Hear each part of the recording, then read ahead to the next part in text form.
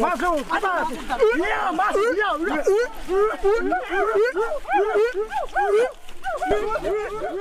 Kayu besi rawa sepanjang 17 meter ini disiapkan untuk membuat salib. Melihat panjangnya, timbul pertanyaan, siapakah yang akan disalib? Siapapun itu, pasti sesuatu yang lebih besar dari mereka. Tapi Frankie Woro, Casimilus Awe, dan warga suku Auyu di Papua Selatan ini tak akan melukai siapapun. Mereka memakai salib ini sebagai tanda perlawanan.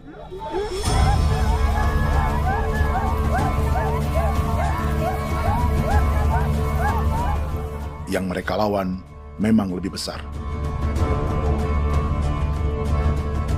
yaitu pemerintah Republik Indonesia.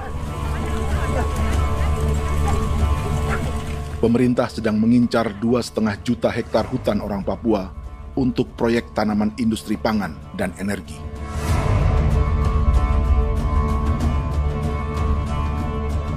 Ratusan kilometer dari salib orang-orang Auyu itu, orang Muyu sedang menyiapkan gerakannya sendiri. Tapi kali ini dalam bentuk sebuah pesta. Pesta yang disiapkan oleh marga Kimco Jinipjo selama 10 tahun.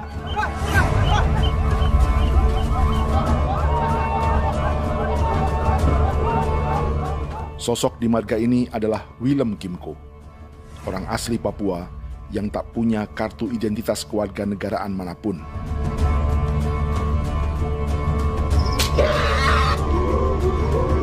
Pesta adat ini sudah cukup langka, tak hanya di Papua, bahkan di kawasan Pasifik dan peradaban Melanesia.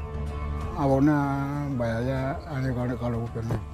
Internet ada kode kelem bipnuka, dan jitana ya kati ko beren baran dipo. Kami mengambil ko kuning. Ada gagasan dan gerakan sosial di balik pesta orang-orang Muyu ini. Sama dengan gerakan salib merah yang dimulai orang-orang Auyu. Salib ini akan menjadi yang terbesar dari 1.800 salib merah yang telah ditancapkan berbagai suku di Papua Selatan dalam 10 tahun terakhir. Ribuan salib merah yang dipadukan dengan palang adat adalah tanda larangan yang menyatukan unsur-unsur adat dan agama. Kami percaya bahwa kalau memang kami sudah tidak mampu untuk menyelesaikan persoalan ini, dalam hal ini perusahaan tidak bisa masuk, berarti kami minta bantuan kepada nenek moyang dan Tuhan.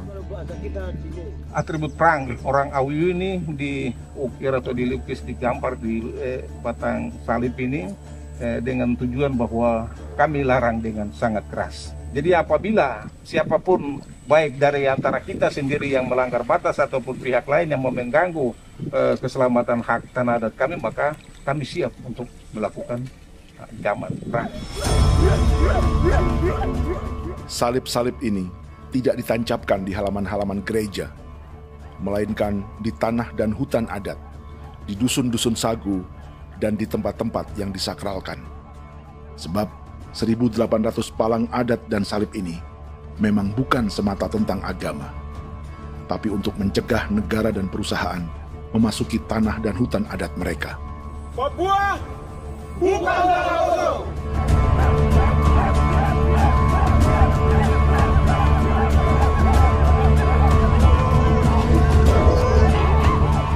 Di zaman TikTok ini, kami ingin menceritakan semua ini lewat film yang pendek.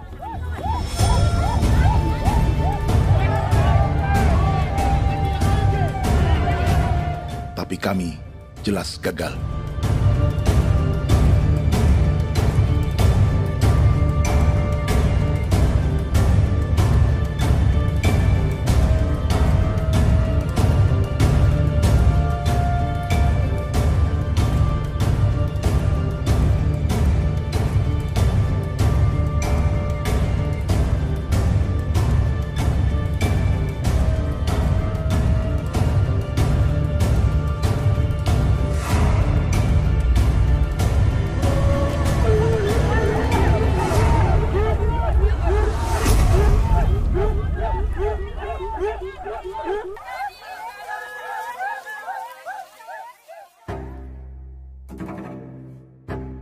Di planet ini, ada 5 pemilik hutan hujan tropis terluas yang tersisa.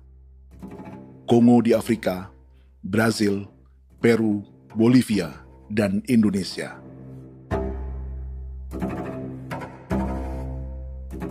Di Indonesia, satu-satunya pulau yang hutannya masih terjaga adalah Papua, pulau terbesar kedua di dunia setelah Greenland.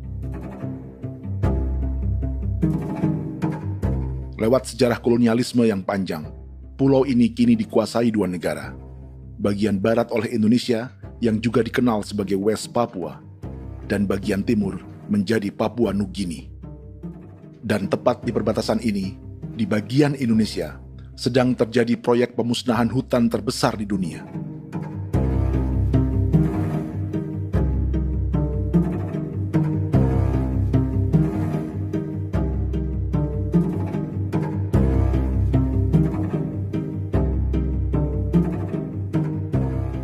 Pemerintah Indonesia sedang membuka lebih dari 2,5 juta hektar hutan untuk sawit, tebu, padi, dan peternakan. Ini disebut proyek strategis nasional untuk lumbung pangan dan energi yang jadi ambisi 3 presiden. Bagian terbesar direncanakan untuk mencetak sawah seluas 1,3 juta hektar. Lalu bagian lain akan ditanami tebu seluas 560.000 hektar untuk gula dan bioetanol. Setiap liter bensin di Indonesia akan dicampur bioetanol 10% atau E10. Ada 10 perusahaan di proyek ini, dan semuanya dimiliki oleh 1 keluarga saja. Berikutnya, ada areal sawit seluas 400.000 hektar untuk biodiesel. Targetnya mencampur 50% solar dengan minyak sawit atau B50. Dan terakhir, pemerintah akan membuka peternakan seluas 380.000 hektar. Jadi, apa yang salah dengan proyek pangan dan energi ini? 5 orang Papua dalam film ini akan menjawabnya.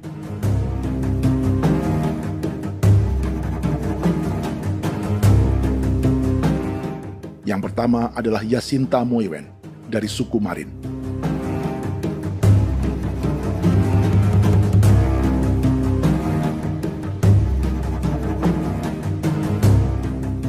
Yasinta dan warga di distrik Ilwayap di Merauke sudah menjadi korban. Hutan dan rawa sebagai sumber pangan dan ekonominya telah dihancurkan. Jalan sepanjang 135 km sedang dibuat, dan di kiri kanannya akan dicetak 1 juta hektar sawah. Mereka sulit menolak atau melawan. Salib sudah digeser, masih datang lagi dengan senjata nih mereka nih. Karena proyek ini juga dijaga tentara. Macam-macam senjatanya.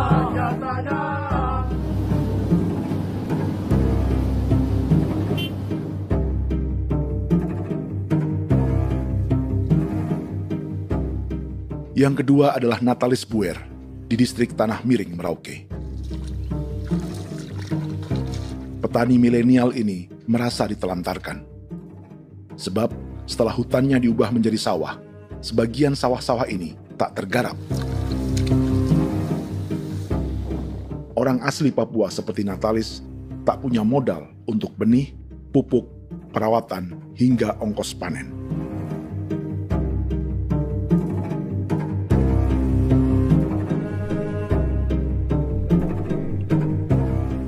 Orang ketiga adalah Vincent Kuipalo dari suku Yenan di distrik Jagebob, Merauke. Vincent dan suku Ye sedang menjadi korban. Hutan adat orang-orang Ye sedang dihancurkan untuk perkebunan tebu dan bioetanol. Tanah mereka juga diincar untuk markas-markas militer, pasukan yang akan menjaga proyek pangan dan energi ini.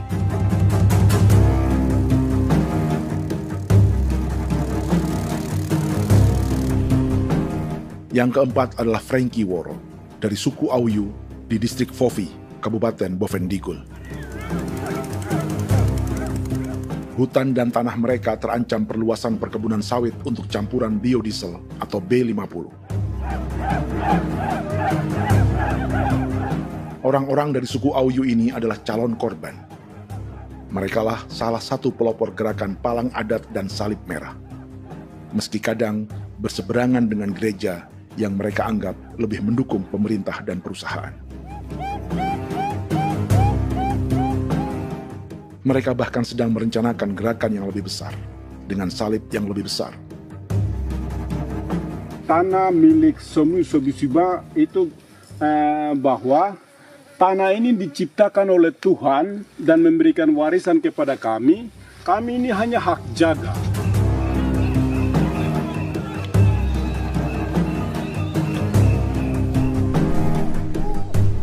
Sosok kelima adalah Willem Kimco dari suku Muyu di Bovendigul. Tokoh adat dari Muyu ini hidup di garis belakang proyek negara, sehingga belum menjadi korban. Tapi mereka sedang bersiap menghadapi segala kemungkinan. Tinggal di belantara dan perbatasan membuat sebagian mereka tak punya status kewarganegaraan. Tapi mereka telah hidup jauh sebelum ada Indonesia atau Papua Nugini.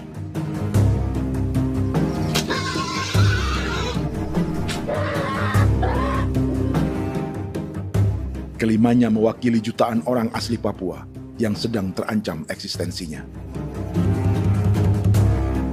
Jika kita merasa kepunahan peradaban Neanderthal di Eropa, Aztec dan Inca di Amerika, atau aborigin di Australia adalah sejarah masa lalu, film ini menceritakan bagaimana pemusnahan sebuah bangsa dan kepunahan sebuah peradaban sedang terjadi di masa hidup kita.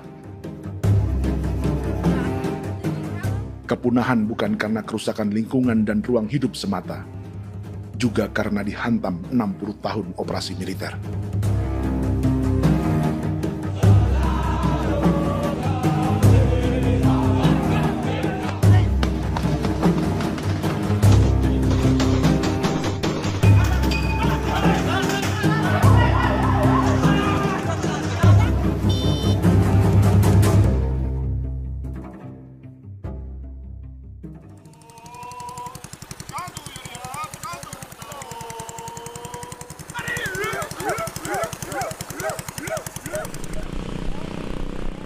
Frankie Woro dan orang-orang Auyu sedang berburu.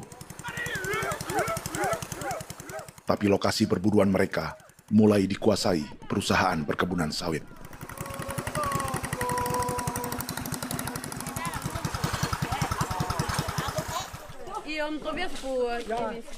Kita akan menuju arah ke Inabusu. Di sana kami akan masuk di wilayah konsesi perusahaan PT Indo Asiana Lestari, dan di situ ya ada survei-survei mereka yang mereka pernah lakukan, tapi juga kami ada lakukan tanda-tanda saksi di sana.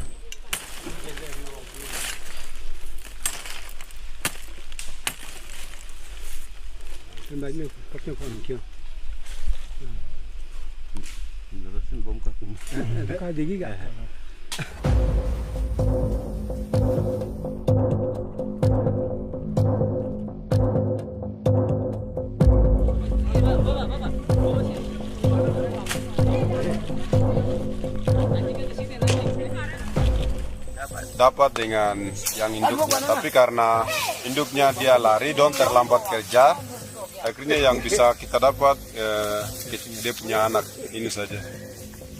Ini kalau pakai bahan kayak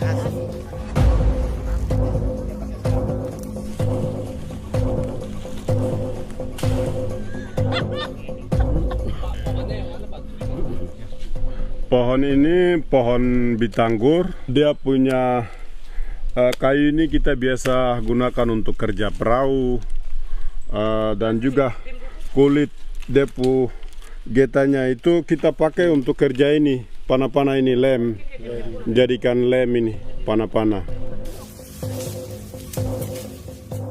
Hutan ini adalah supermarket bagi suku Auyu. Juga lumbung pangan atau bank untuk menyimpan deposito kekayaan alam. Hutan juga tempat yang penuh dengan sejarah suku, situs budaya, dan tempat-tempat sakral. Inilah yang sedang mereka pertahankan dari incaran pemerintah dan perusahaan. Untuk semua alasan ini, mereka menancapkan ribuan salib merah.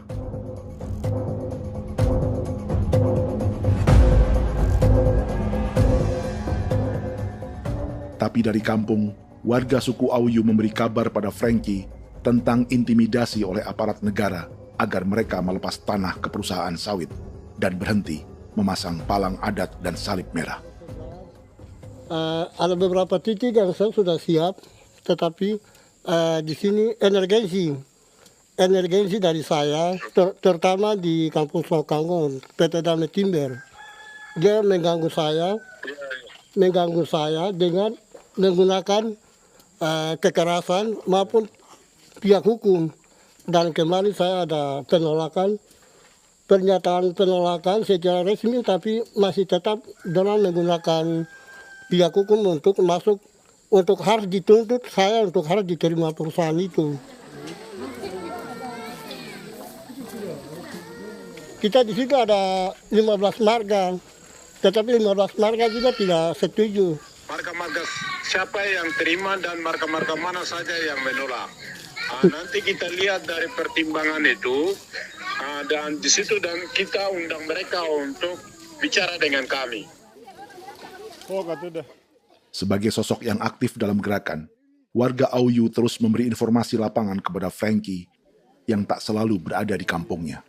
Izin pernyataan yang mereka paksa saya untuk tanda tangan itu, tapi sementara saya tidak tanda tangan. Data semua ada di tangan saya. Ya.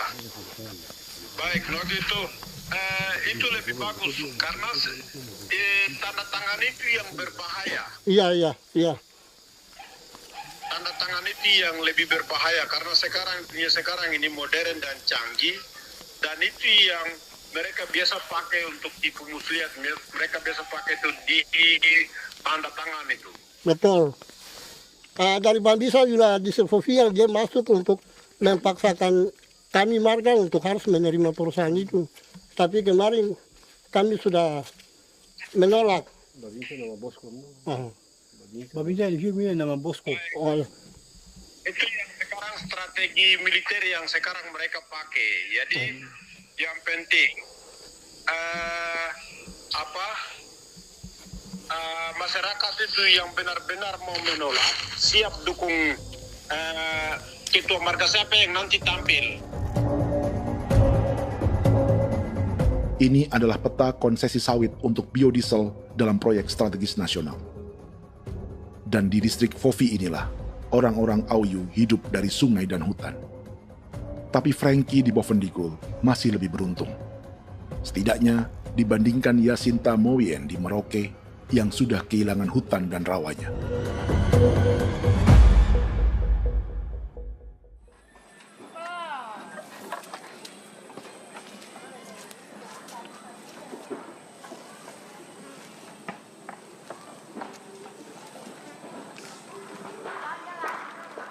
Yasinta dari suku Marin adalah petani sayur di Kampung Wanam, distrik Ilwayap, Merauke. Memanfaatkan lahan yang ada, ia berkebun dan menjual hasilnya ke pasar kampung. Ini ekonomi warga di Wanam untuk menghasilkan uang, lalu memberi barang kebutuhan yang tak bisa mereka produksi sendiri. Tapi kehidupan sebenarnya ditopang oleh ekosistem hutan dan rawa. Inilah sumber pangan utama dan peradaban mereka.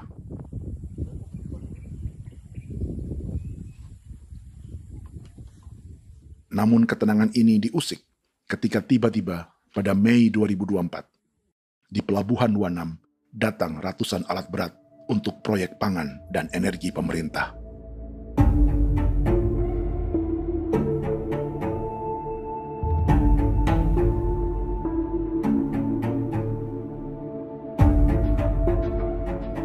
Kami masyarakat setempat kami tidak tahu. Kami kaget pagi-pagi kapal sudah ada di pelabuhan kami.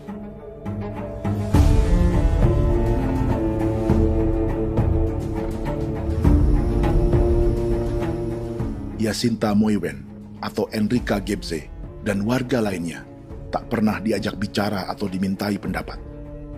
Seakan-akan Papua adalah tanah kosong. Kita suka kaget yang dong bawa turun alat berat dong bawa turun, kita kaget masyarakat. Dorang subongkar itu kayu-kayu.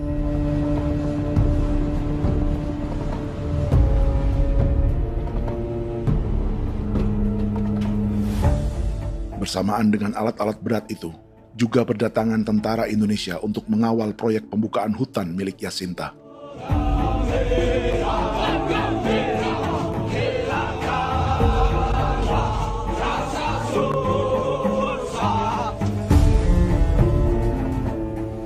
Ribu alat berat didatangkan dari Cina ke Papua oleh perusahaan bernama John Lin Group sebagai kontraktor pemerintah.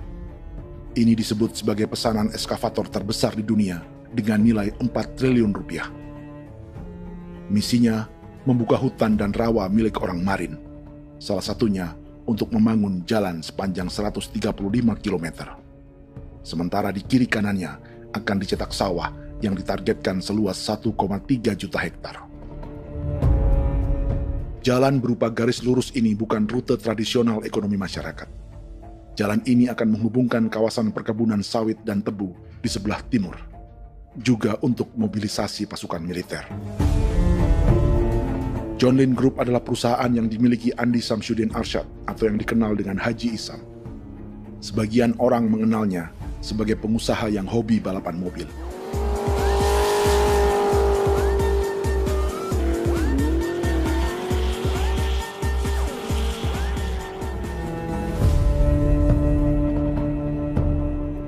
Tapi di Kalimantan, ia berbisnis batu bara, perkebunan sawit, pengolahan karet, penerbangan, perkapalan, dan biodiesel.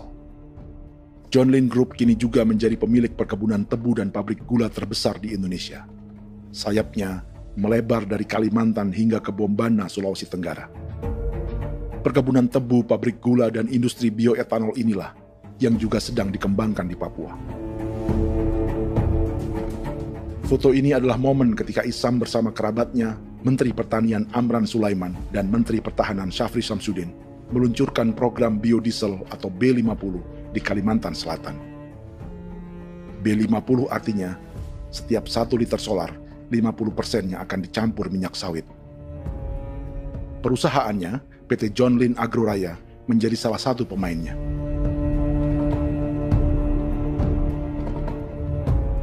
Sepanjang tahun 2025, saham PT John Lin Agroraya pernah naik hingga 700%.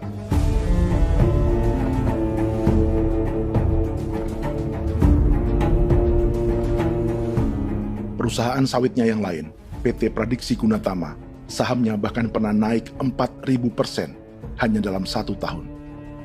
Dari harga saham ini saja, nilai kekayaan keluarga Isam diperkirakan mencapai 100 triliun rupiah lebih, menjadikannya salah satu keluarga terkaya di Indonesia dan salah satu pemain penting industri bioenergi. Dan di Papua Selatan inilah sebagian sawit-sawit untuk mendukung program B50 akan ditanam. Inilah tanah orang-orang Wambon, Muyu, Marin, Yei, atau Auyu seperti Frankie Wor.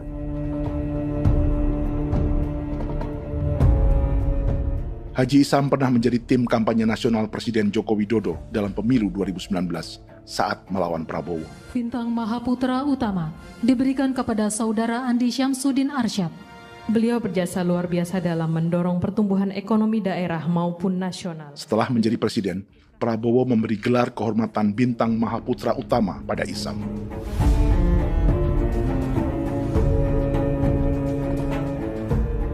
Sejumlah menteri Prabowo, juga kerabat dan orang-orang yang pernah bekerja di perusahaan Isam.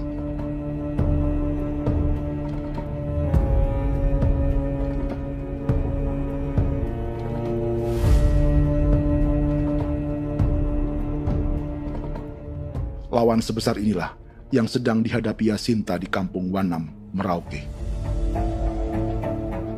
Atau petani perempuan lain seperti Enrika Gebse.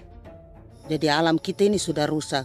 Jadi kita itu biasa jalan dari sini tuh harus pasang jerat di situ, harus cari makan di situ lagi. Itu tempat-tempat itu pasang-pasang jerat, tempat babi, rusa, sekarang sudah tidak ada lagi.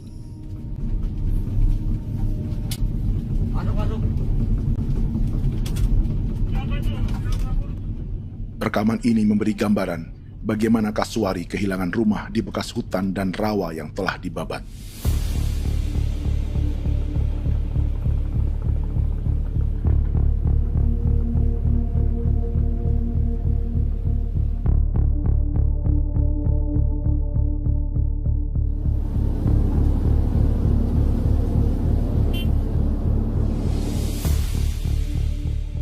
Keterlibatan tentara dalam proyek pangan dan energi di Papua memakai dalih bahwa ancaman terhadap negara kini tak hanya perang secara militer,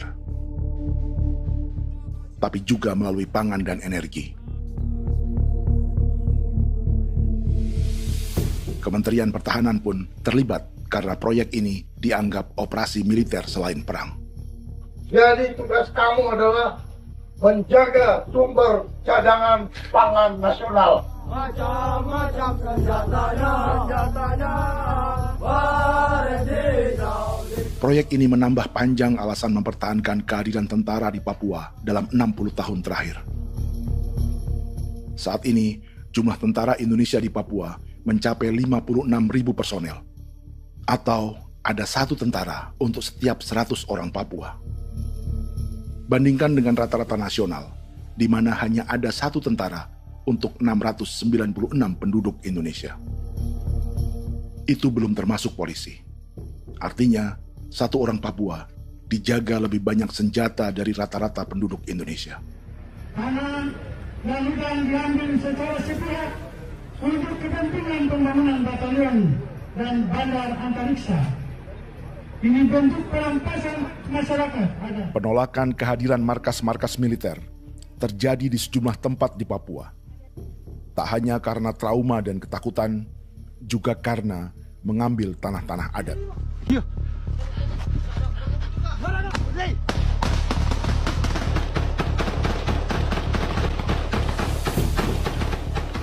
Salah satu alasan mengapa militer terus ditambah di Papua, karena masih ada perlawanan dari Organisasi Papua Merdeka atau OPM selama 50 tahun terakhir.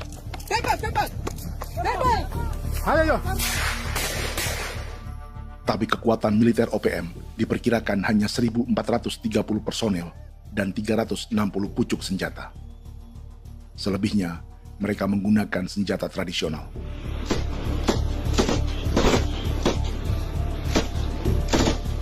Dengan demikian, kekuatan tentara dan polisi di Papua 58 kali lebih besar dari gerilyawan Organisasi Papua Merdeka.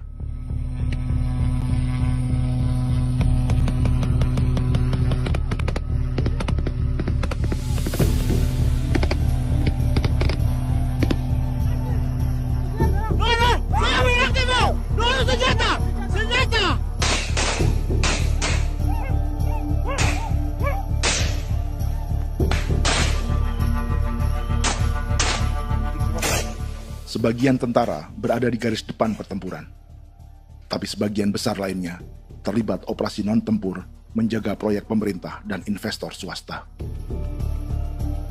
Seperti Batalion Infanteri Teritorial Pembangunan di distrik Jagebob, Merauke ini. Lokasinya bersebelahan dengan konsesi lahan tebu untuk gula dan bioetanol milik PT Murni Nusantara Mandiri. Baik perusahaan maupun markas militer, keduanya mengambil hutan milik suku Ye dari marga Kuipalo. Tapi orang datang tanam ini saja di sini, tanam papan nama ini. Victor Kuipalo menunjukkan apa yang terjadi. Jadi kita juga kaget ini. Nah, kalau ini papan nama ini memang ini papan nama ditanam tapi bukan haknya mereka yang ini. Ini hak kami di sini, hak dusun kami, marga Kuipalo yang punya hak dusun ini. Setelah memasang patok, alat berat mulai bekerja untuk membangun markas militer di tanah orang Ye.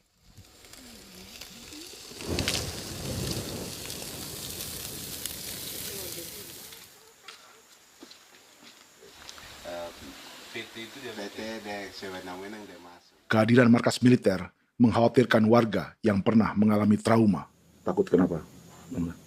Kalau macam yang awal macam sekarang bu kampung hidup ini kan aman.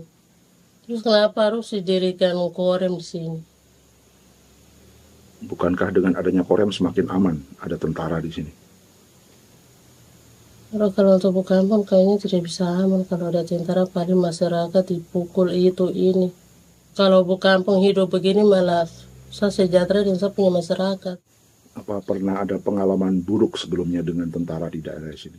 Ada yang cerita waktu pos-pos di sini tuh di 13, 12 itu zaman katanya Patimura.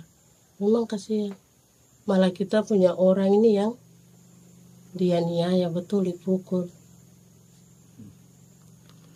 Disuruh kerja bakti tidak mau atau lama mencari, namanya kita pangkur sagu itu butuh waktu 1 minggu. Kalau lama begitu ya paling diseret apa pukul itu. Operasi militer Indonesia di Papua dimulai tahun 1962 lewat Operasi Trikora.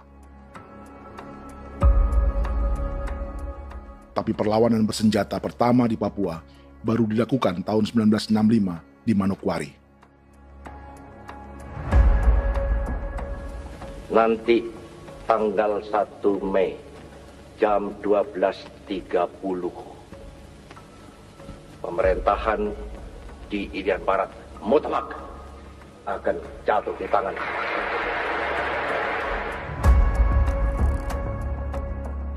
Sejak itu, selama 60 tahun, operasi militer untuk menaklukkan Papua terus dilakukan. Salah satu operasi militer paling berdarah adalah Operasi Wibawa untuk memenangkan Indonesia dalam jajak pendapat tahun 1969. 643 orang tewas di Paniai. Lalu disusul 4.146 korban tewas antara tahun 1977 hingga 1978.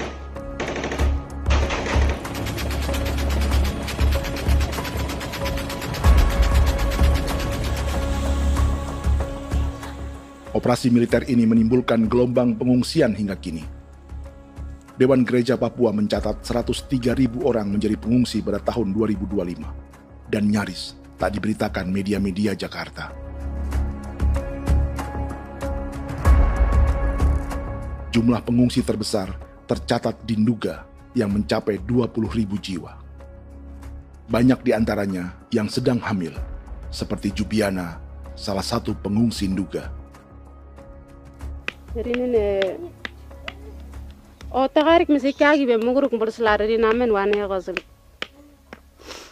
Bigari me. Egirik munene nimbo mesle berselari nene. Wam darik lek perak nte oi kore bangal nuso ndak lo yo nandang me anet ndang no yat nte nanen di kue nerwa memberi wal marwa. Egirik mune nerwa tri bel no semana. Ngal siak kaya berkumpulnya masalah orang me wako seluk. Ri namen wani ko semane kuman nak wani ndemo ko ndak misri namen bere ko lo nak no semana ne. Nebe minit waru ra kan abi nindige. War be mino pragit de laina bulan Maret April yana mana kantan barang na lire na bam ne. Jubiana lalu menamai anaknya pengungsi Kogoya. Selain Jubiana, juga ada Emma dari Maibrat yang melahirkan di hutan. Sampai di kampung gini, katanya bilang ada tentara yang bangun jembatan. Nah, capek itu juga pun masih tahan. Kembali lagi ke hutan lagi. Itu sampai sejatuh di tengah jalan. Orang sampai terbanting di kayu semuanya.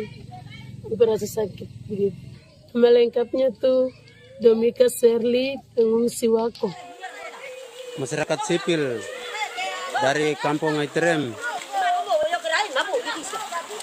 sementara mengungsi karena kampungnya sementara dikuasai oleh TNI Polri.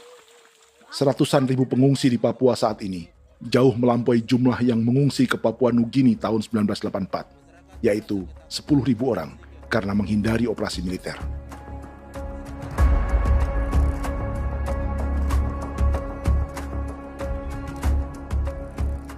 Bersamaan dengan operasi militer, eksploitasi sumber daya alam Papua juga dilakukan sejak masuknya tambang emas dan tembaga Freeport pada tahun 1967.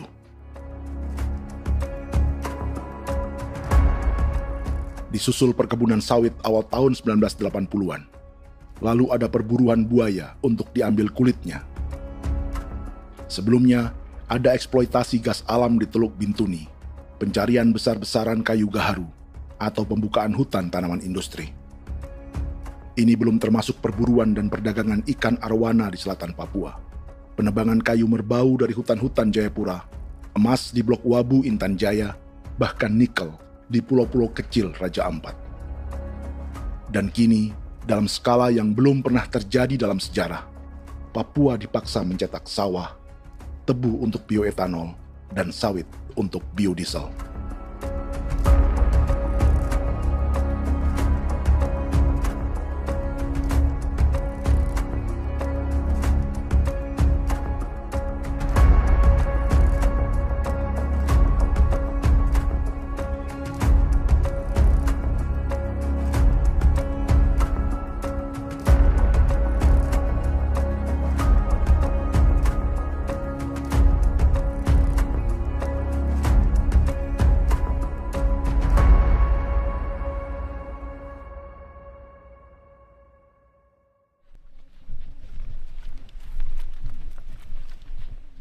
Inilah yang sedang menimpa keluarga Vincent dan Victor Quipalo di Merauke.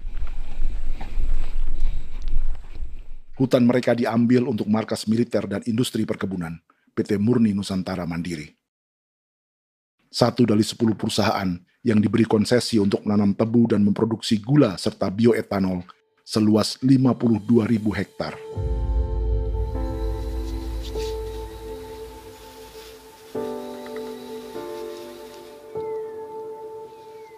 Perusahaan ini dianggap mengambil hutan dan tanah orang-orang Ye, terutama marga Quipalo, yang memiliki hak adat terhadap 2.300 hektar hutan.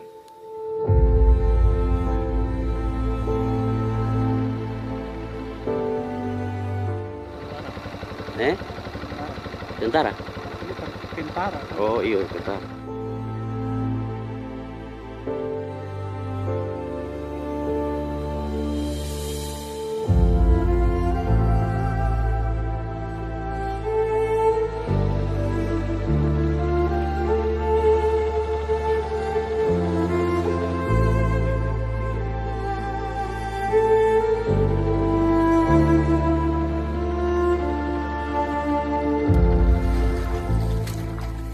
Keluarga Quipalo sedang melihat apakah perusahaan semakin mengancam tanah mereka. Dan kekhawatiran itu terbukti. Iya, makanya tadi saya bilang ini dari sini saja dekat, ini sudah masuk di dalam ujung lapang ini. Ini hutan, yang ini hutan yang dorong ada bongkar sekarang ini. Ini sudah punya alat sudah dekat ini. Dekat sekali ini. Ini sini. Nacau, kelapa itu yang jalan lama, jalan setapak ini. Dari udara, terlihat alat-alat berat semakin mendekati tanah orang-orang Ye, marga Quipalo.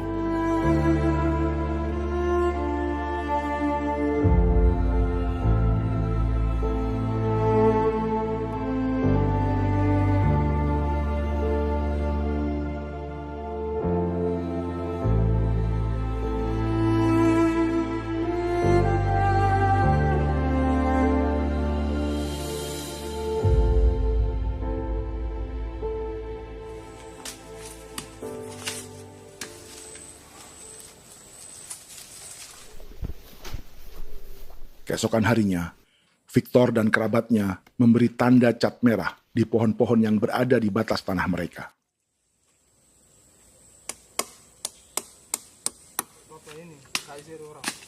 Tapi tanda peringatan adat ini tak diindahkan perusahaan.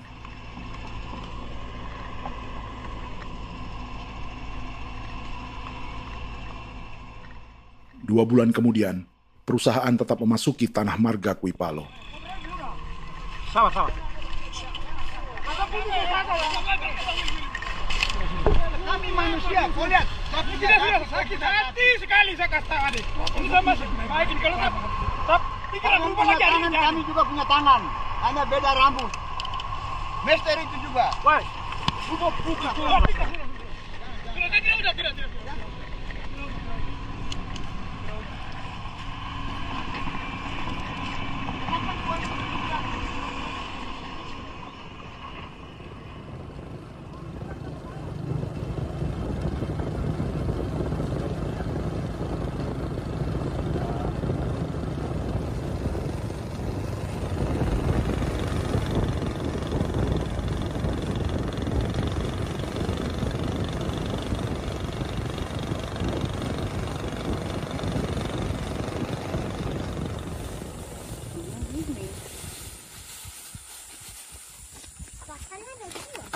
kita masuk sini.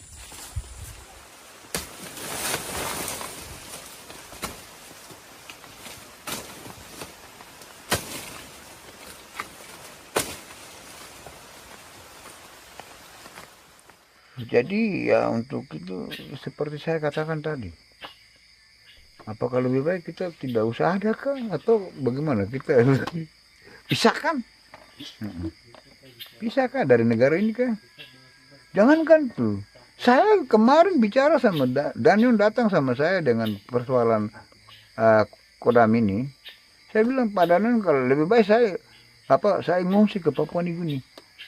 Dia bilang, aduh Bapak jangan begitu. Ya memang kalau tidak bisa menghargai kami, lebih baik pilihan yang itu yang saya memilih. Lebih baik saya pindah dari sini. Saya mengungsi ke Papua Nugini, di negara tetangga. Masih di laut. Apa?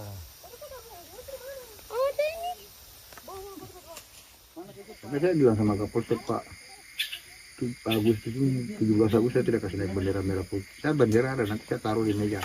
Bendera saya ada. Karena saya punya pikiran percuma kita ini merasa bahwa kita hidup di bawah naungan merah putih. Ternyata merah putih tidak lindungi kami. Tidak anggap kami sebagai kami rakyatnya. Dia lambang negara. Dan kami menghargai lambang negara itu. Ternyata lambang negara ini, kita bernaung di bawah lambang negara ini, kita tidak dilindungi. Hak kita tidak dihargai.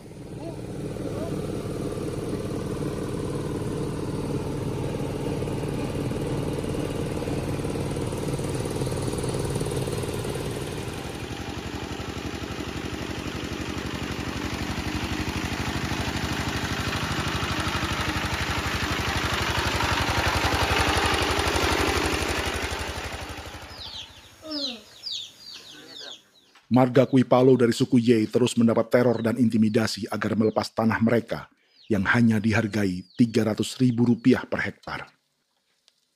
Tapi mereka tidak berjualan tanah. Makanya mama itu tidak suka untuk lepas tanah. Untuk apa? Baru di dalam hutan itu ada obat-obat tradisi. Itu sudah Kalau macam ada sayur juga, kita ambil sayur yang dia tumbuh sendiri. Jadi kita ini mau kemana, kalau itu sudah digusur, ya habis. Kita ini jadi penonton. Jangan sampai kita ini duduk minta di jalan. Jadi kita tidak mau seperti itu. Makanya tanah itu kita tidak melepas. Tapi mungkin orang lain tuh dia senang saja. Lebih baik saya pegang uang merah dulu. Saya bisa beli-beli itu ini. Nanti datang uang sudah habis, gembel, mau cari kemana lagi, hutan sudah habis, mau makan ikan di mana, kali sudah hancur. Seperti Yasinta di Wanam, suara dan gerakan kaum perempuan Papua sangat nyaring dan tak bisa diabaikan. Saya sebagai perempuan tolak untuk perusahaan masuk di sini. Karena kalau saya terima anak-anak saya mau dikemanakan, mau tinggal di mana. Apapun yang terjadi saya tetap tolak. Demi tanah ini saya akan berjuang, demi saya punya anak-anak. Yang katanya mengutamakan anak Papua, nyatanya yang kerja kebanyakan ya orang-orang Jawa. Saya sendiri orang Jawa, tapi bukan mau bicara yang tidak-tidak. Memang kenyataannya seperti orang-orang Papua itu diterbelakangkan, kurang diutamakan, gitu.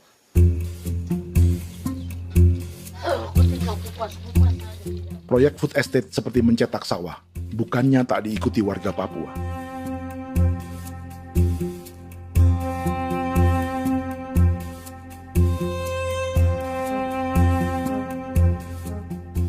Salah satunya Natalis Buer di distrik Tanah Miring, Merauke.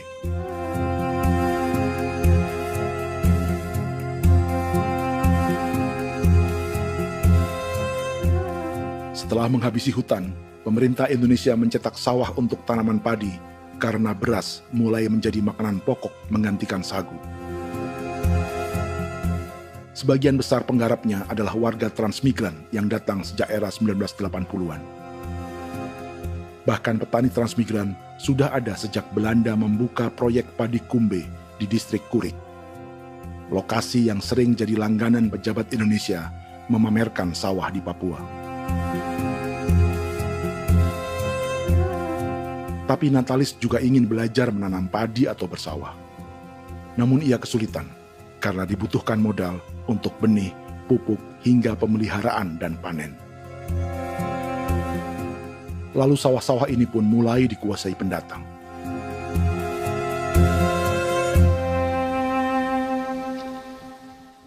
Tapi sejauh ini di kampung kami ini yang saya lihat memang ada kelompok kami punya di sini yang sudah tergabung dalam Gapoktan, kemudian masuk dalam optimalisasi lahan. Tapi baru saya anak asli yang punya lahan di sini. Mereka tidak punya. Pemerintah dalam hal ini adalah Kementerian Pertanian bersama-sama Kementerian Pertahanan yang dalam hal ini pada garis di bawahnya adalah TNI Angkatan Darat memberikan support yang maksimal kepada masyarakat khususnya di Merauke dalam rangka. Saya kemarin habis 9 juta. 9 juta ya? Iya, 9 juta karena dia sudah tidak dipakai toh. Ya. Perempuan Papua seperti Filomena juga mau bertani. Pemerintah memberi bantuan Rp900.000 per hektar lewat program optimalisasi lahan atau OPLAH. Tapi dibanding biaya produksi dan harga jual gabah, Filomena mengaku berkali-kali rugi dan kini memutuskan tak lagi menggarap sawahnya. Terus kita harus cari uang untuk kondek. Betul. Karung kita beli. Karung beri sendiri lagi. Tenda kita beli. Ini dari yang offline ini don tidak siapkan. Tidak ada. Tidak ada ya, jadi mama don sendiri. Itu yang saya ada bilang, 900.000. Itu modal untuk kerja sawah ini. Mulai dari kerja sampai nanti panen. Panen. Wih, ngeri sekali. Iya, lucu toh? Tidak dapat itu. Betul, Mam. Kalau disuruh tanam ubi berhektar-hektar, mari datang. Kita tahu cara rawatnya bagaimana, iya. Tanamnya bagaimana, tanam model bagaimana supaya hasilnya model begitu. Kita tahu. Kalau yang ini kan kita baru belajar. Sebagian hutan milik warga Senayu di Merauke sudah dibuka untuk sawah dan kebun tebu oleh PT Global Papua Abadi. Proyek pertanian ini dikerjakan oleh Kodim Merauke. Mereka melepas sebagian tanah karena ingin belajar bertani. Saya punya nenek moyang tidak ajar saya tanam padi. Tapi saya mau berubah. Generasi saya yang berikut ini besok lusa tidak bisa makan pisang, sagu. Namun program optimalisasi lahan yang dijanjikan dengan berbagai bantuan tak dirasakan Filomena. Obat rumput beli, obat padi beli, jonder kita bayar, bahkan bibit masih kurang, cari bibit lagi beli. Jadi saya memang kalau program pemerintah saya sama sekali saya tidak suka. Baku tipu saya.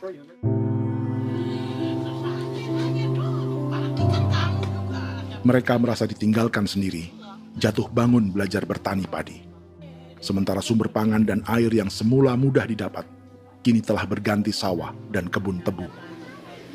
Dulu kita masih bisa jalan, nanti masak di kali, pakai air kali. Minum pakai air kali. Sekarang kok mau masak?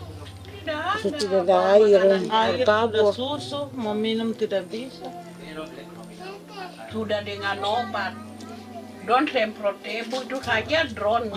Drone yang semprot. Saya lihat di itu. Jadi kita bukan drone yang terbang di atas untuk disemprot. Dong lempar pupuk di bawah ya dia mengalir ke kali. Mengalir ke kali, ke rawa-rawa.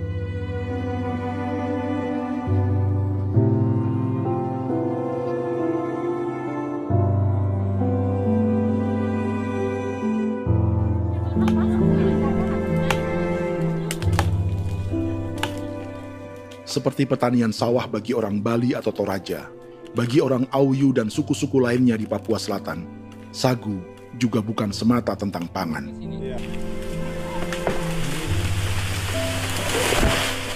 Bagi orang Auyu dan Marin, sagu adalah kerabat, sosok orang tua, sosok nenek moyang yang harus dijaga dan dilindungi.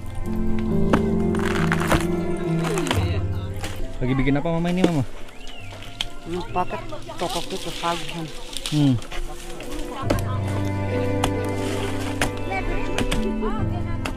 Kami diingatkan oleh leluhur, sagu itu tidak boleh digusur dan tidak boleh diganggu dengan cara apapun, dan di dalam rangka kepentingan apapun tidak boleh. Kamu harus bela, bahkan sampai nyawa pun harus menjadi taruhan demi membela keselamatan pergerakan sagu di atas tanah ini.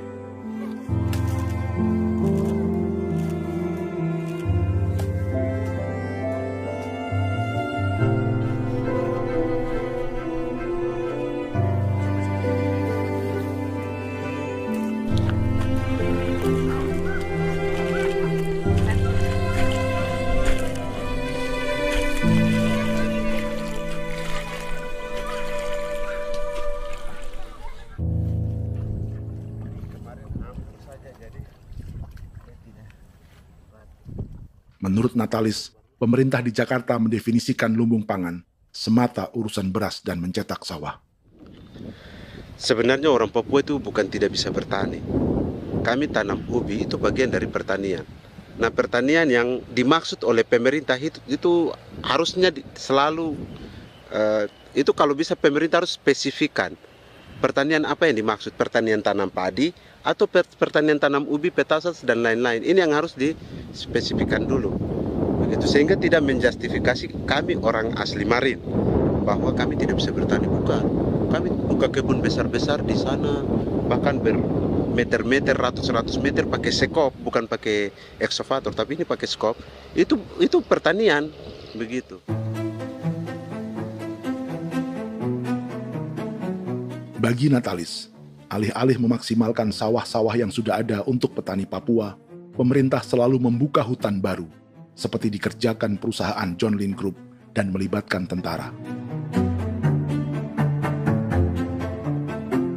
Padahal, sejarah keterlibatan militer dalam proyek food estate atau cetak sawah adalah sejarah kegagalan yang bertubi-tubi 4 presiden selama 30 tahun terakhir.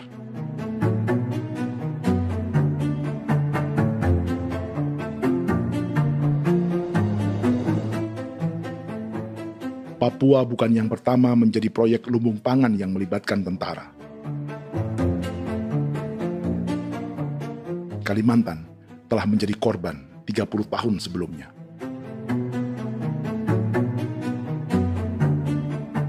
Ini adalah bekas hutan yang sudah dibuka di Pulang Pisau, Kalimantan Tengah. Tahun 1996, di era Presiden Jenderal Soeharto, ia menghabisi 1 juta hutan di lahan gambut untuk mencetak sawah demi memenuhi ambisi swasembada beras, bukan swasembada pangan. Hutan tropis Kalimantan dihabisi dalam skala yang belum pernah terjadi dalam sejarah. Di bawah rezim militeristik, tak ada yang berani melawan keinginan Soeharto, termasuk orang Dayak seperti Kuneng. Nggak bisa dihalangi itu. Nggak boleh dihalangi. Ya kalau ada kata-kata aja menghalangi, sudah kita diseret ke kepolisian dulu. Atau bisa langsung di PKI-kan. Iya, di PKI-kan gitulah. Jadi kita tuh nggak berani apa-apa dulu tuh. Ya. Apa maunya aja. Misal bilangnya A. Setahun setelah pengundulan hutan skala besar itu, tahun 1997, untuk pertama kalinya Kalimantan mengalami kebakaran lahan dan kabut asap terbesar dalam sejarah.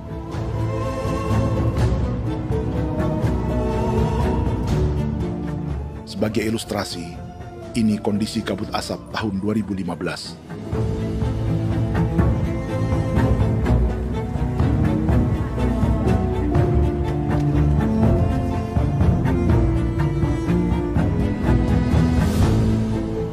Proyek 1 juta hektar sawah Jenderal Soeharto itu gagal.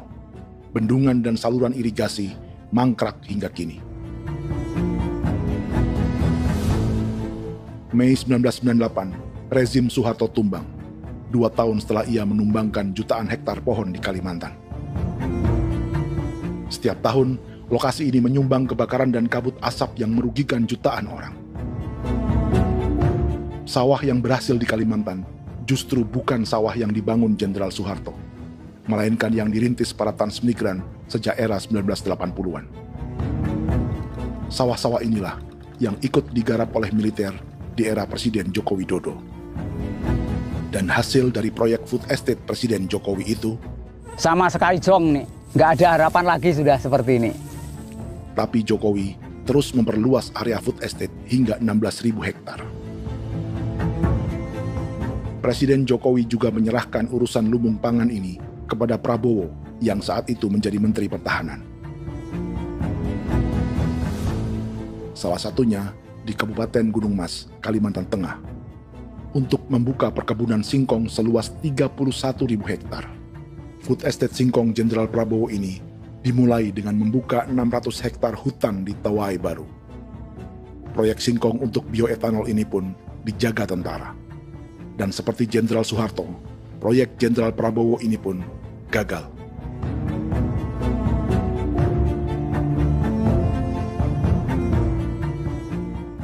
Dengan reputasi ini, Joko Widodo dan Prabowo justru sedang membuka 2,5 juta hektar di Papua.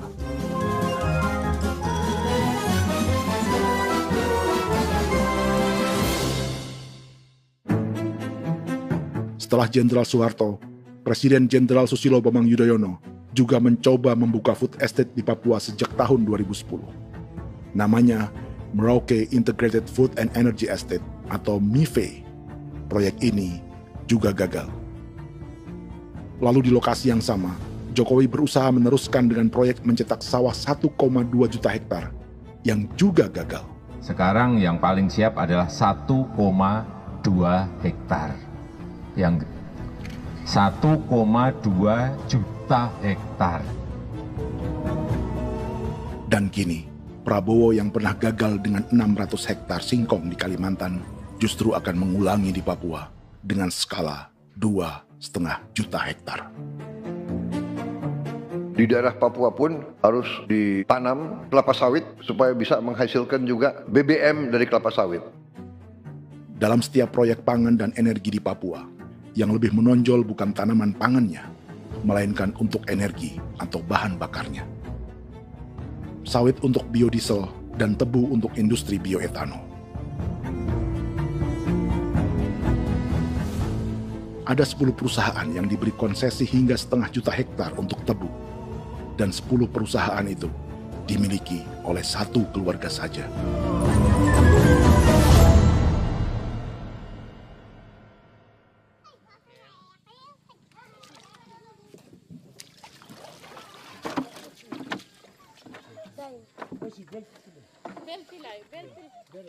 Para perempuan Auyu di Bovendigul akan berangkat memancing.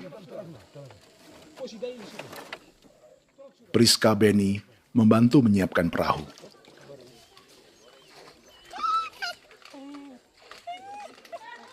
Mereka akan mengumpulkan bahan pangan di hutan untuk persiapan acara penancapan salib merah berikutnya.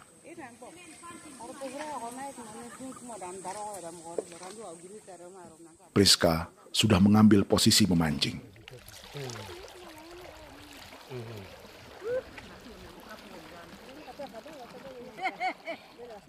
1.800 salib merah telah dipasang di wilayah adat berbagai suku di Papua Selatan untuk menghalau perusahaan sawit dan tebu.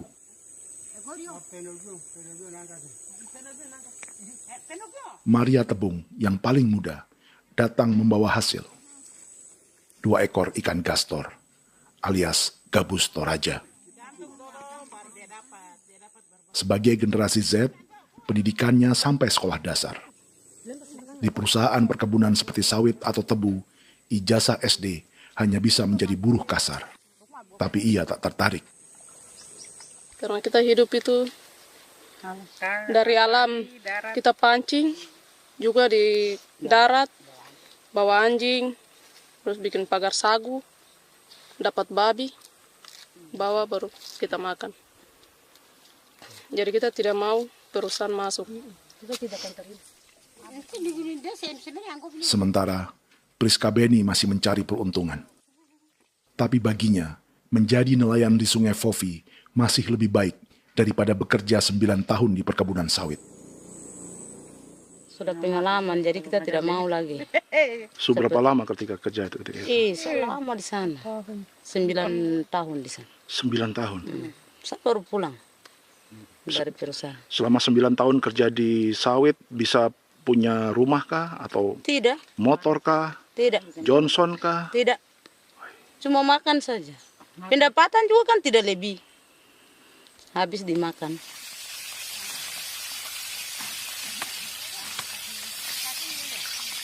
Satu minggu libur berapa hari? Tidak libur. Minggu tetap kerja? Tetap kerja. Tidak bisa ke gereja? Hari Minggu kerja. Hari Minggu juga kerja. Dia tidak mengenal agama perusahaan itu. Di grup perusahaan sawit Korindo, Priska digaji 2 juta rupiah per bulan dan tinggal di mes karyawan.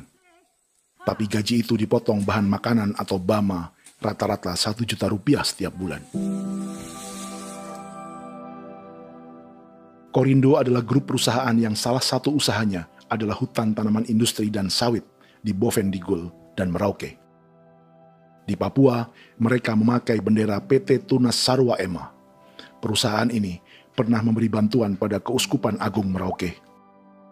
Keuskupan Merauke belakangan mengeluarkan pernyataan mendukung proyek strategis nasional di Papua. Umat Katolik yang memprotes sikap gereja tersebut ditangkap polisi. Jadi selama 9 tahun tidak bisa nabung? Tidak. Makan saja. Makan saja. Makan saja. Menabung bagaimana? Keperluan banyak. Tidak sampai.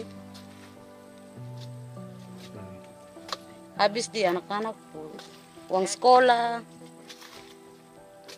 Uang 1 juta itu mana sampai. Mau nabung juga tidak cukup. Sudah pengalaman, jadi kalau di sini perusahaan mau masuk tidak.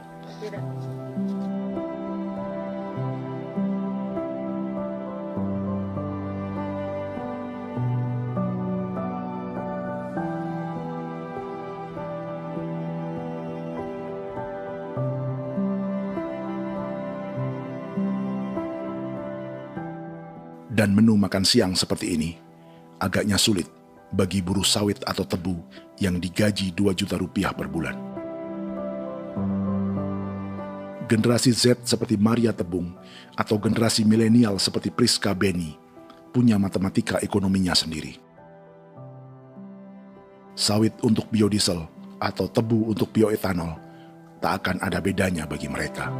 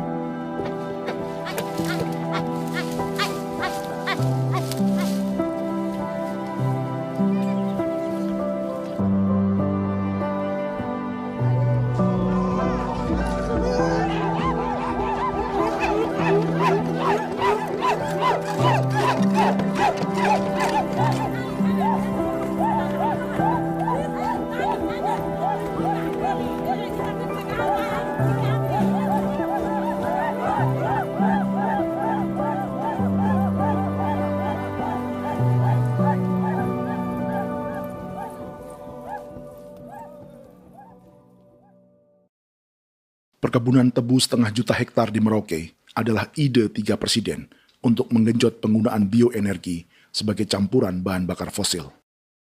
Selain swasembada pangan, swasembada energi di daerah Papua pun harus ditanam kelapa sawit supaya bisa menghasilkan juga BBM dari kelapa sawit.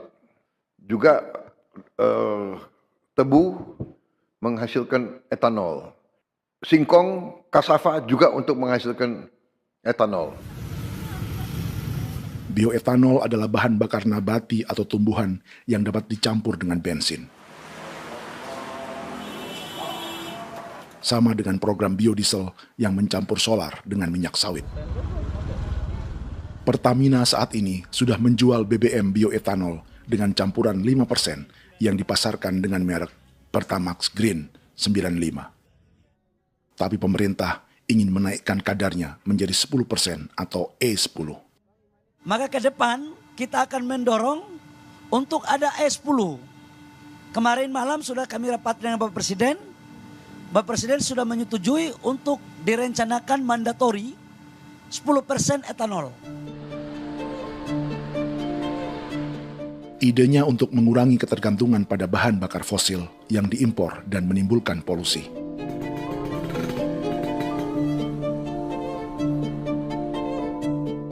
Tapi bioetanol bukannya tak mengorbankan lingkungan, hutan, rawa, dan manusia.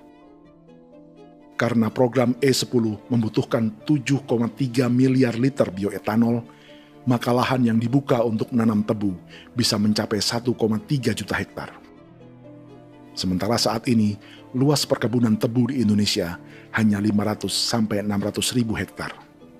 Artinya, butuh lahan baru hingga 800 ribu hektar untuk menanam tebu. Dan 500 ribu hektar diantaranya sedang dibuka di Papua. Hutan yang tadinya untuk menumbuhkan pangan berubah jadi tanaman untuk bahan bakar di jalanan. Kecepatan pulihnya hutan beradu dengan jumlah dan kecepatan kendaraan di jalanan.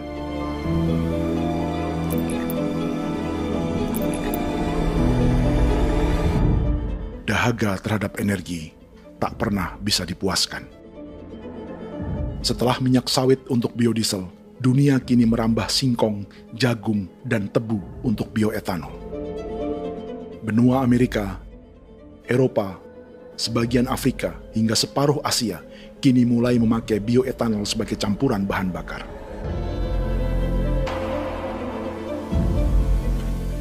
Selain perebutan lahan, masa depan dunia juga dibayangi semakin mahalnya harga pangan karena persaingan antara perut manusia dengan tangki kendaraan. Ini adalah lokasi perkebunan tebu dan bioetanol PT Murni Nusantara Mandiri yang mengancam tanah Vincent Quipalo dan orang-orang Ye di Merauke. Beberapa kilometer di selatan adalah PT Global Papua Abadi yang mengancam tanah orang-orang Muyu dan Marin. Dua perusahaan ini adalah bagian dari 10 perusahaan yang mendapat konsesi lahan untuk tebu dan bioetanol di Merauke. Batas konsesi mereka bahkan sama dengan batas negara Indonesia dengan Papua Nugini. Salah satu ciri bahwa peta konsesi ini dibuat di Jakarta dari atas meja. Sama seperti kolonial Inggris dan Belanda ketika mereka membagi Pulau Papua dengan garis lurus pada abad 19. Seakan Papua adalah tanah kosong. Bedanya, meski peta konsesi ini mengatur batas 10 perusahaan, tapi perusahaan-perusahaan ini sebenarnya dimiliki oleh satu keluarga saja. Ini nama 9 dari 10 perusahaan tebu dan bioetanol di Merauke, Papua. 99% saham mereka dimiliki sebuah perusahaan bernama PT Merauke Nusantara Manis. Sementara 1% sisanya dimiliki PT Merauke Gula Mandiri. Tapi saham kedua perusahaan ini dimiliki PT Merauke Sugar Group. Dan perusahaan ini, 90% sahamnya dimiliki pengusaha bernama Angelia Bonaventure Sudirman, serta perusahaan bernama Zico Trust dan Resource Harvest. Lalu 10% lainnya dikuasai PT Papua Energi Abadi, yang pemiliknya adalah Dudi Christian dan Angel Madeline. Sekarang, mari kita lihat siapa mereka. Angelia Sudirman adalah keponakan dari salah satu konglomerat sawit Indonesia, Martias Fangiono. 9 perusahaan di Papua ini berada di bawah bendera Merauke Sugar Group. Dan Merauke Sugar Group hanya satu dari 7 grup perusahaan milik keluarga Fangiono.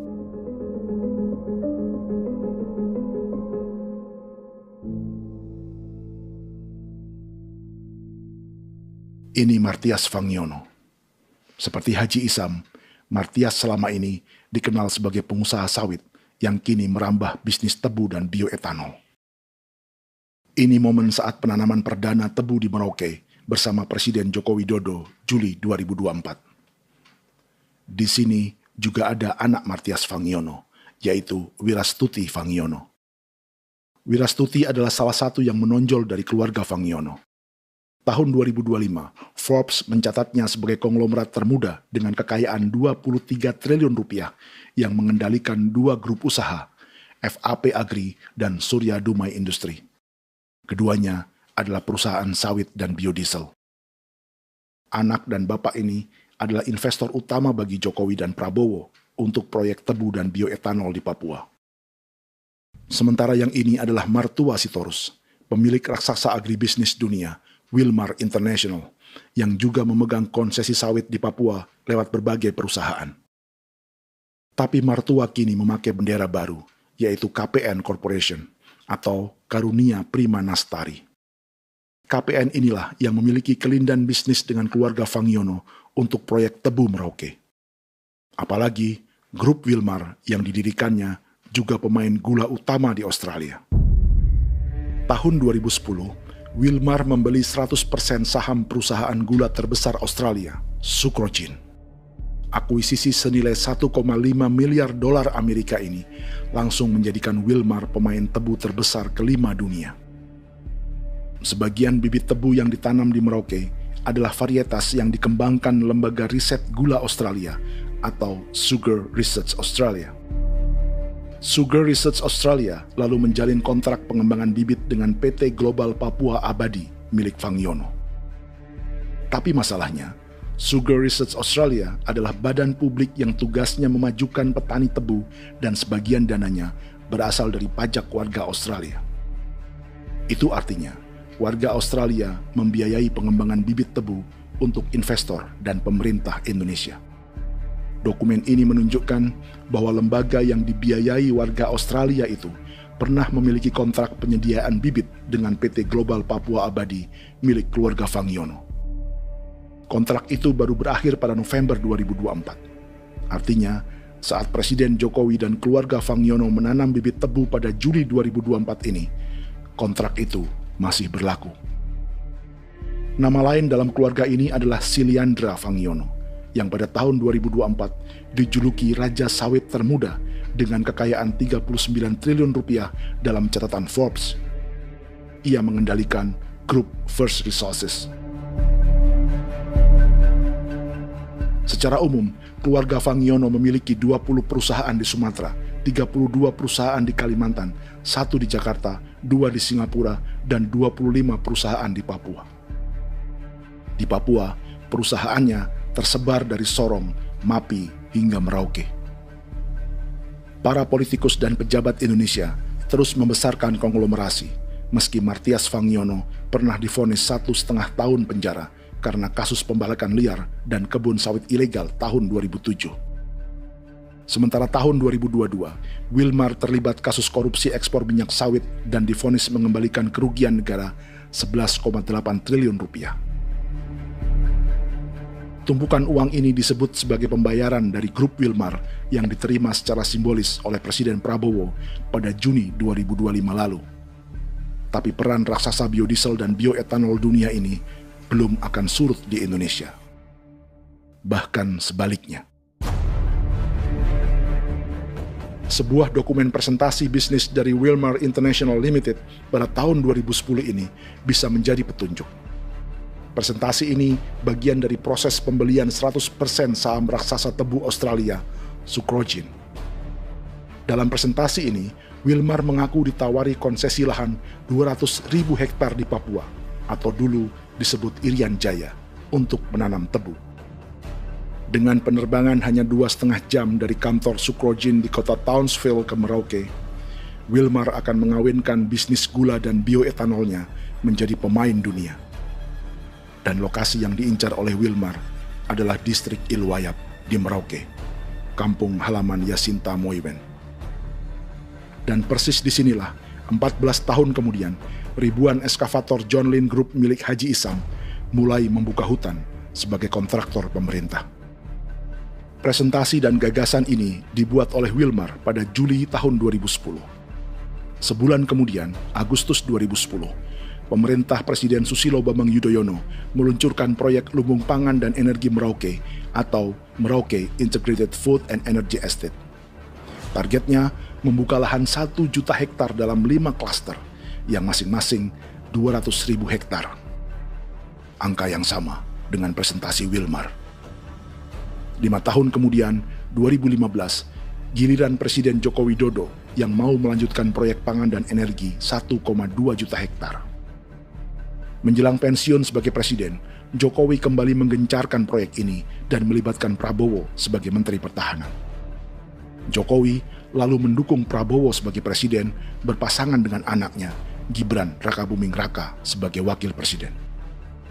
Kini, setelah menjadi presiden, giliran Prabowo yang melanjutkan proyek bioetanol dan biodiesel dengan memobilisasi militer dan melibatkan pejabat-pejabat yang juga para elit partai koalisinya.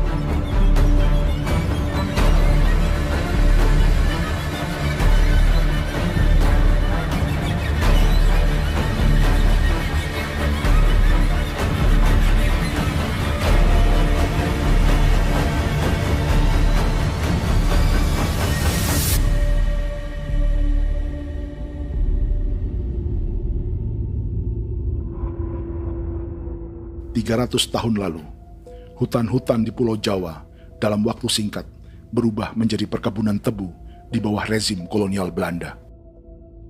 Orang Jawa menjadi buruh dan petaninya dipaksa menanam tebu. Dari kolonialisme dan politik tanam paksa itu, Belanda memperkaya negara dan para investornya. Tak puas membuka hutan untuk perkebunan di Jawa dan Sumatera, kolonial Belanda menanam tebu hingga di Suriname dan mengerahkan ribuan orang Jawa sebagai buruh pada tahun 1890. Inggris yang sudah menguasai negara seluas India dan Papua Nugini pun masih menanam tebu jauh di tengah Samudra Pasifik, di tanah orang-orang Fiji. Lalu memindahkan puluhan ribu orang India menjadi buruh di sana. 200 tahun sebelumnya, ratusan ribu orang Afrika bahkan diperbudak untuk bekerja di perkebunan-perkebunan tebu Spanyol dari selatan Eropa hingga Karibia, Kuba, atau Jamaika. Jika dulu tebu menjadi gula atau emas putih, kini cerita kolonialisme tebu berlanjut di Papua untuk bahan bakar nabati atau bioetanol. Dan seperti semua cerita tentang kolonialisme, akan ada yang berpesta dan ada yang membayar. Dalam setiap cerita pesta kolonialisme, baik di Jawa, Karibia, atau di Papua, selalu melibatkan para elit lokal, dari pejabat, perwira, hingga agamawan. Tapi dalam setiap kolonialisme, juga selalu ada cerita tentang mereka yang mempertahankan diri dan melawan.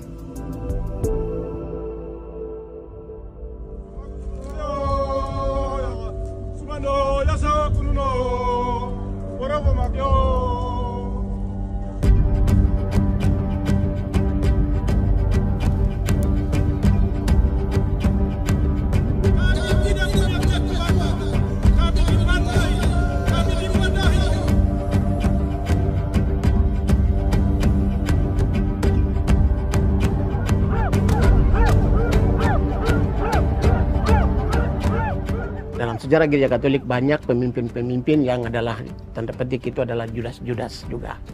Jadi itu sudah pasti karena itu adalah manusia. Satu sisi sebagai manusia dalam perjalanan digoda, apalagi ada dalam posisi-posisi jabatan, ya mungkin banyak tawaran-tawaran lain, lalu disitulah terjadi pergeseran keberpihakannya kepada misi gereja tadi itu untuk umat, untuk mereka yang tertindas. Orang kirim ekskuvator, orang kirim tentara, orang kirim polisi. Pukul kami bukan pencuri, kami tidak pernah mencuri orang barang. Kami tidak pernah menangis ke orang lain. Kami tidak pernah menangis ke kita bapak mama, kami menangis kepadamu. Tuhan, kami lemah. Tidak tahu. Dia kata ini hijau cikuy. Orang datang ke bangsa kami, ke wilayah kami untuk kasih habis kami.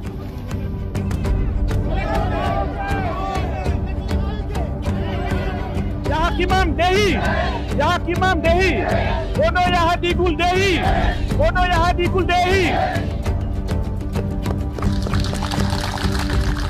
Kita buat sasi seperti begini untuk menolak perusahaan apapun yang masuk di tanah kami. Kalau kita kasih, kita bikin rusak sekarang, kita punya generasi berikutnya mau dapat kemana. Jadi kita nyatakan sikap di sore hari ini, kami tolak. Apa yang dilakukan pemerintah untuk PSN adalah kejahatan. Pemerintah bagian dari kejahatan, aktor perusak dan pembunuh terhadap negara, terhadap alam, hutan, terhadap manusia. Jadi negara jadi aktor pembunuh. Jadi Pilatusnya siapa? Negara, pemerintah Jakarta ini. Tanah Wiu bukan kosong. Masyarakat adat kami siapa? Perusahaan tolak. Lihat asal.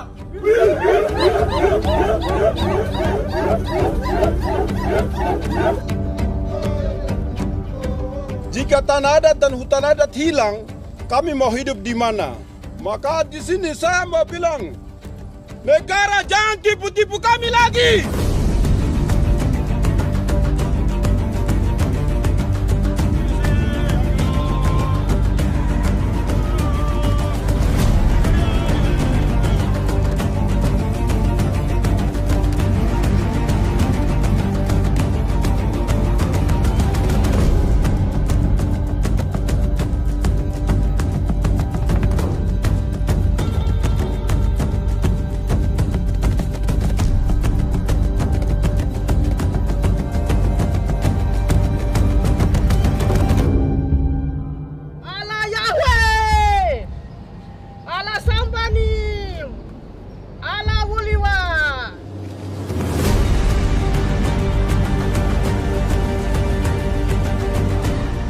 Kalau kami dianggap orang Papua itu bagian daripada Republik ini, tolong hargai kami.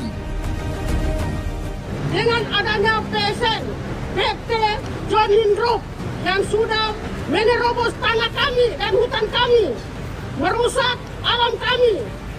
Itu yang kami datang ke Jakarta jauh-jauh dari Papua. Kami mau bersuara kepada Bapak Presiden Prabowo Subianto, di mana keadilan untuk masyarakat Papua. Tolong lihat masyarakat Papua yang sudah mati. Kami bersepakat menyatakan, 1. Gereja-gereja di Indonesia mendukung masyarakat adat yang menolak proyek strategis nasional di tanah Papua. 2. Gereja-gereja di Indonesia menolak militerisme dan otoritarianisme di Indonesia.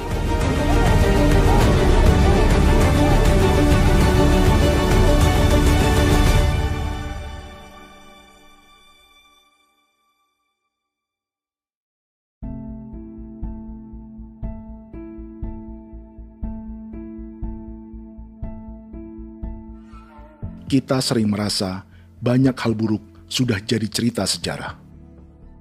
Dan kita sekarang hidup lebih baik, lebih beradab, atau mustahil melakukan kejahatan seperti di masa lalu.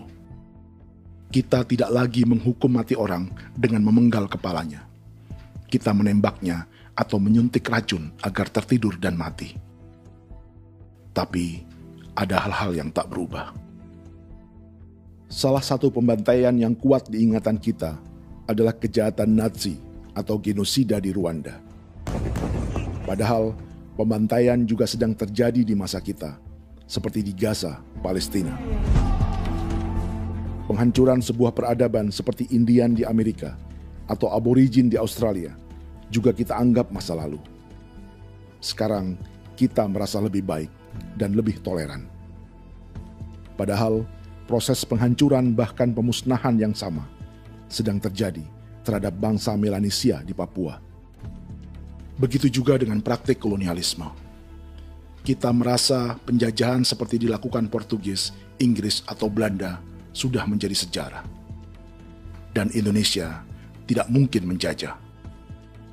Padahal itulah yang sedang terjadi dan dirasakan di Papua.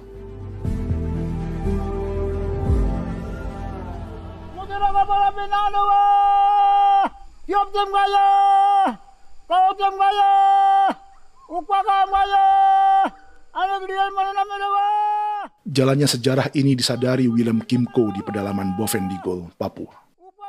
Hidup terpencil dan tak tersentuh urusan negara bukan berarti selalu aman.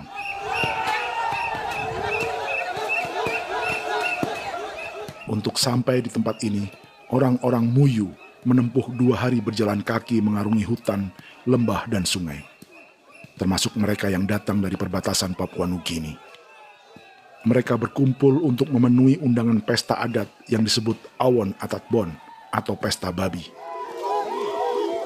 Yang mengundang adalah marga Kimco Jinipjo. Yang dituakan di marga ini adalah Willem Kimco. Ia tak punya kartu tanda penduduk dan kewarganegaraan manapun, baik Indonesia atau Papua Nugini. Tahun 1984, 10.000 orang Papua, terutama suku Muyu, mengungsi ke Papua Nugini untuk menghindari operasi militer Indonesia, termasuk Willem Kimco.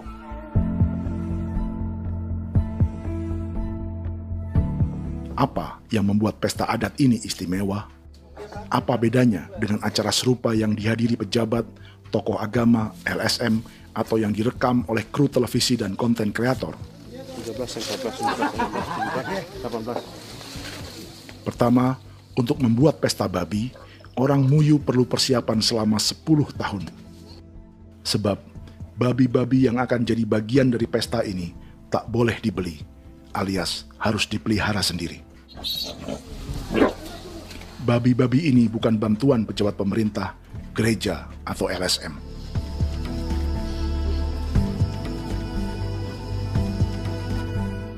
Yang kedua, babi-babi ini tidak dipelihara di kandang. Jadi punya nama babi ini kah? Harimau. Harimau? Harimau. Dia kulit dengan ini. Bulu di harimau, macam harimau begitu kan. Kasih nama harimau. Setelah diberi nama, mereka dilepas liarkan di hutan sejak kecil. 10 tahun kemudian, jika tiba saatnya pesta, para pemburu akan mencari mereka di dalam 479 hektar hutan milik marga Kimco. Suku atau marga lain tak akan mencurinya di hutan, karena mereka sudah punya babi dan wilayah masing-masing. Itu artinya, mereka harus tetap menjaga dan mempertahankan hutannya, agar babi-babi bisa hidup. Demikian juga dengan lahan pangan mereka, yang menumbuhkan sagu, keladi, atau aneka sayuran.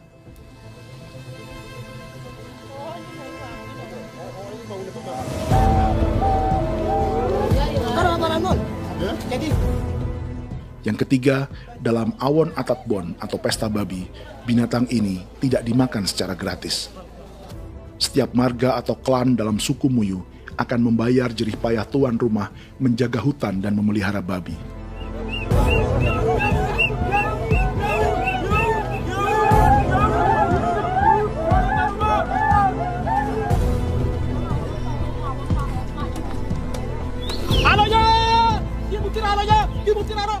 Ini seperti arisan untuk menjaga budaya dan lingkungan.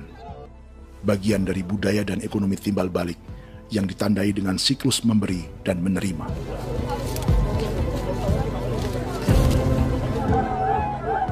Ini juga cara orang Muyu membangun dan memperluas aliansi. Awon bet begul bet, ulan yau kando bet, asat bet anani, asat bet jenis liga anani, oh, ado amten anani, menini tu ni jaga, kepo kemo ko di mana, kepo kemo mayat ni, kep tetek no mayango, kep kanin bet wini ke iftore wen, ni wen ni tu ni jaga dek me, oke, kepo nanti kutu kemo, kepo kepasak kutu orang. Kene man gini wane wane. Koko kati bolon ya bengo. Koko kuning bolon ya. Jika Willem Kimco dan marganya bisa menjaga hutan dan wilayahnya, marga lain ikut diuntungkan sebagai sebuah ekosistem. Demikian juga sebaliknya. Alasan keempat, mengapa pesta babi ini memiliki tempat khusus dalam peradaban orang Muyu, karena Willem Kim Ko khawatir peradaban mereka akan punah, menyusul ancaman terhadap ekosistem dan hutan. Setiap marga atau klan harus mengkonsolidasi diri dan membangun aliansi.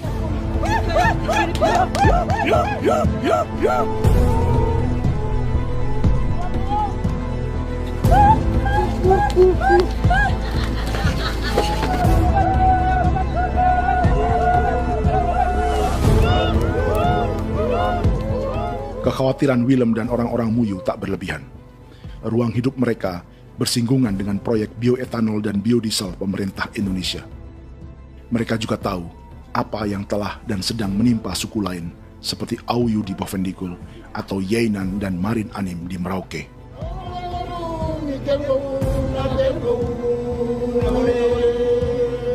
Jika suku-suku lain menggunakan palang adat dan salib merah sebagai gerakan perlawanan, orang-orang Muyu memakai pesta babi untuk mempersiapkan diri dan konsolidasi. Sebab, berbeda dengan saat mengungsi tahun 1984, kali ini yang datang ke tanah orang-orang Muyu tak hanya tentara, juga alat-alat berat bersama para pebisnis pangan dan energi.